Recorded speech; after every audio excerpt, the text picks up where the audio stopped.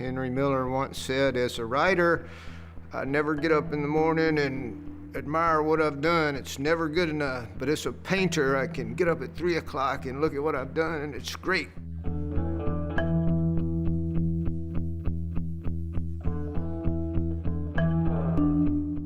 You know, I always wanted to be a writer. I wanted to be Dostoevsky, Kerouac, Melville. That's why I joined the Navy. So for 20 or 30 years, I was trying to be a writer, and I became a poet, and I was in the spoken word scene. But 10 years ago, I sat down and said I'm gonna teach myself to paint.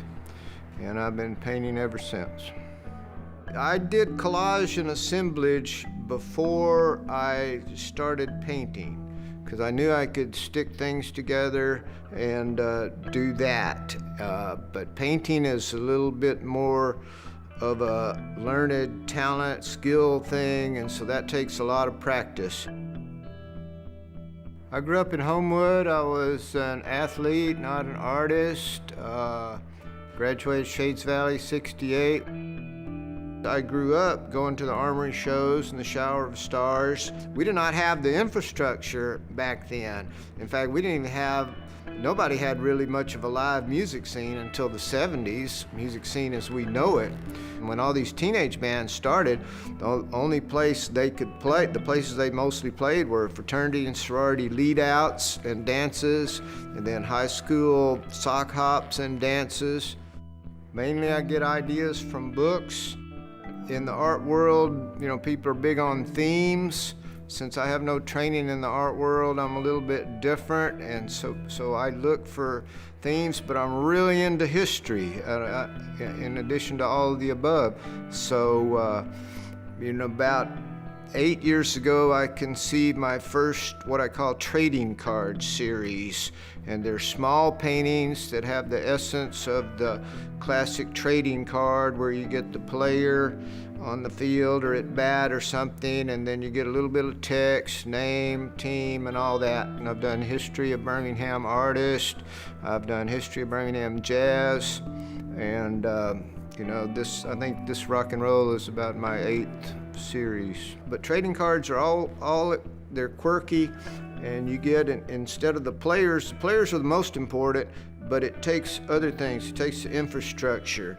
So in the series, you know, it's 80% or so players, but the infrastructure is real important, by which I mean radio DJs, radio stations, record stores, record store people.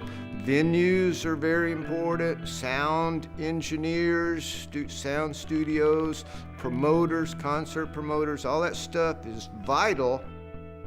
My job was made much easier by a book that has been written on the history of Birmingham rock and roll by UAB Prof. Andre Millard, who's in the history department. He also writes books on the history of recorded music and devices. Now, there are no photos or images, so my research, the hard part, was I had to go online and Google everybody and try to find a pic of them from which to do a painting. But I learned that I don't need to follow the photograph exactly. I just need to know if, like, the bass player is tall and looks a certain way, or the singer is blonde and looks a certain way. I can kind of wing it after that. And at one point in the '70s, I just started casting people up against iconic record cover albums. I really am into local history, and this actually helps me study it. You can read one book or so, and it might or might not stick with you, but if you constantly, over a year's time, deal with it, you'll really see how it fits. I've had a lot of good comments on this from people, like I say, who've not read the book, and it's just a different element. They're seeing it. And all through reading the book, I was wondering what some of these people looked like. So it helps to see, you know, what they look like.